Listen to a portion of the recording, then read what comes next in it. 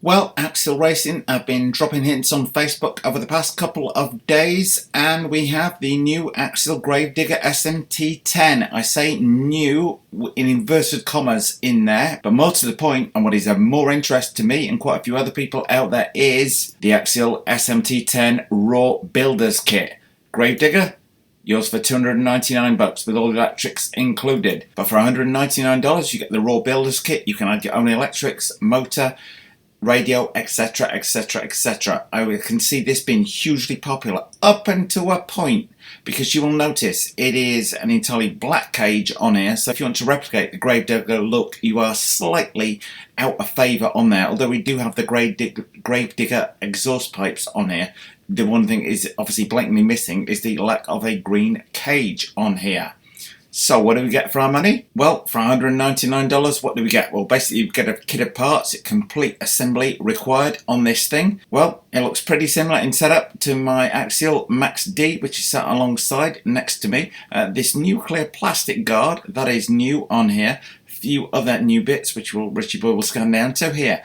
All metal gear transmission. Now, I've replaced everything on my Max D car with metal gears on them, because I can remember a lot when I went through various power upgrades, 3S, then 4S, it was basically just eating everything. So I upgraded everything. So while there's a couple of metal gears in the original car, it was by no means an all metal setup on here. So we do look like we've now got a complete all metal setup on here, which is of interest. But the main thing being, you can buy this, fit your own power plant, but the main and obvious benefit of this kit is basically you can fit what the hell you want to it in terms of electrics, radio, etc. If you like what you see today, don't forget to subscribe. That said, for a mere $100 more, you're going to get the Gravedigger car itself, the green chassis, the body, etc., because you're getting so much more car for your money in terms of you getting that authentic scale look to the thing of the Gravedigger. Well, you buy that black chassis, yeah, for $100, you save $100, you're going to fit your own electrics.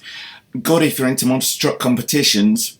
If you've got your thinking head on though, you would buy the Axial SMT10 Gravedigger kit, because for $100 more with everything included in terms of electrics, even if you upgrade them, you're not going to be losing that $100. Anyway, scanning down through this, it looks very, very similar, if not identical, to the previous version that they brought out, and I am struggling to identify any key differences on the car, although I'm sure somebody out there will tell me there are ones. They mention new electrics. We've got 12-turn 550 motor, which without checking my original one from my Axial Max D, I'm not quite sure on that.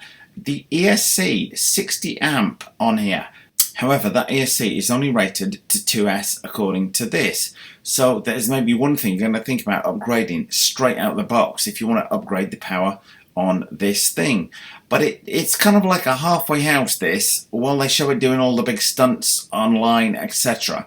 It is not a speed demon. In fact, I will put a link through to the original speed test I did of Gravedigger, which will not exactly rock your boat, shall we say. One thing I do think is new, as I say, is the all-metal gear transmission, which is a must to my mind, because if you upgrade the power on the thing, it just simply eats gears on here. But to anyone with more experience than me of these things, then please let me know on here. So while they're claiming it's all new, you've still got the same BK tyres on here. Hopefully the hubs are a little bit better than they were before, because as soon as you upgrade the power on the thing, these plastic hexes just get eaten to pieces on there, particularly metal hexes on your axles on there. So that is something to be aware of. One thing that does jump out, HD drive shafts. They claim it's got an updated design with a larger diameter crosspin, 2x11mm for extra strength. Hopefully that is a genuine upgrade over the last model, because the last model used to eat things. Even with the basic power plant, used to just chew through drive shafts like any problem at all. Rear sway bar, I would say that is one of the first things that you would want to upgrade. multiple body shop mounting positions. A lot of this looks very similar to before. What is very different though, we've now got Spectrum transmitter STX2, everybody's love it or hate it one, on here with combined with SRX200 receiver. The original Gravedigger came with a Tactic transmitter and receiver, but other than that, it looks pretty similar to before. However, I'm glad they have re-released the Gravedigger because it's one of those like bucket list things in the RC car life. I bought Max D, I was just about to buy Gravedigger and they stopped producing it. Saw one used in the store, thought about it overnight, went back the next day and somebody bought it. So I would say get these while they last. Because when they make these licensed bodies, they're only licensed for like so many years because Axial won't have a license to produce this forever. Maybe 2, 3, 4, 5 years, who knows, we shall see. Anyway, let me know your thoughts on it as soon as possible in the comment section below. But what would you go for, people? The SMT10 Gravedigger, complete with all electrics, or the raw builder's kit? It kind of gives you options, but one thought is, what bodies will become available for this car? Well, thumbs up if you like this video, guys. Post any comments you might have in the comment section below the video, and hit the circle below to subscribe. And if you do hit the circle, don't forget to hit the bell.